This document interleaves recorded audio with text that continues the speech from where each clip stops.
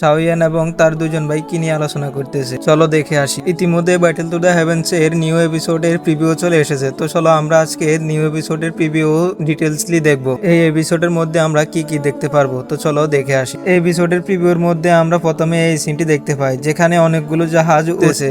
এটি হচ্ছে yellow mysterious শহরের বাইরের সিন, যেখানে সবার খুশির উচ্ছ্বাস দেখা যায়। এরপরের সিনে আমরা সাওয়ানকে দেখতে পাই যেখানে সে তার ভাইদেরকে তার ক্লান ট্যাটু দেখাচ্ছিল, যা দেখে তার বাইরে খুবই অবাক হয়ে যায়, কারণ এটি হচ্ছে এমন একটি জিনিস যা দৌড়ি ব্লাড লাইন আলাও ব্যক্তিদের কাছে থাকে। এরপরে সাওয়ান তার ভাইদেরকে তাদের ক্লান সম্পর্কে হিস্টোরি জানাতে থাকে, যা সে সাওজওয়ান থেকে জানতে পেরেছিল, এবং সে সর্বশেষ এটাও বলে যে জাও ক্ল্যানের সর্বশেষ দৌড়ি ব্লাড লাইন তার কাছেই আছে। তাদের ক্লান সম্পর্কে এসব কথা শুনে তাদের দুই ভাই খুবই অবাক হয়ে যায়। এর সাথে সাওয়ান তাদেরকে এটাও বলে তোসি অ্যানসাইন গড জেটের কারণে সোল হল তাদের উপর অ্যাটাক করেছিল। এরপরের সিনে আমরা তাদের সামনে একটি লোককে দেখতে পাই যার কথা শুনে তার ভাই পেরেশান হয়ে যায়, যেখানে সে ফিল হলে যাওয়ার জন্য বলেছিল, কেননা সেখানে ফিলের শর্ট পড়েছিল।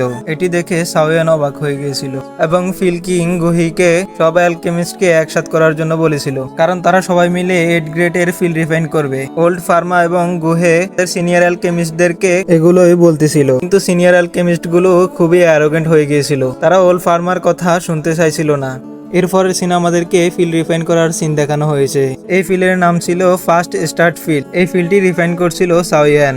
এই ফিলের প্রেসারের কারণে সবাই ঝুঁকে যায় এবং সবাই খুবই অবাক হয়ে যায়। এটি দেখে ওল্ড ফার্মা এবং 7 গ্রেডের দুজন অ্যালকেমিস্টও অবাক হয়ে যায়। পরের সিনে সাওয়ানকে খুবই খুশি মনে আকাশের দিকে তাকিয়ে থাকতে দেখা যায়, কারণ সেখানে 5 কালারের ফিল লাইটিং হচ্ছিল। এটি দেখে সাওয়ান খুবই খুশি হয়ে যায়, কারণ এই লাইটিং দিয়ে সে তার স্কাই ডেমন পাপেটকে আপডেট করতে পারবে। এই সিনের সাথে সাথে এই প্রিভিউ এখানেই শেষ করে দেওয়া হয়। তো বন্ধুরা, ভিডিওটি কেমন লেগেছে কমেন্ট করে জানাবেন, এবং ভিডিওটি যদি ভালো লেগে থাকে তাহলে চ্যানেলটি সাবস্ক্রাইব করুন।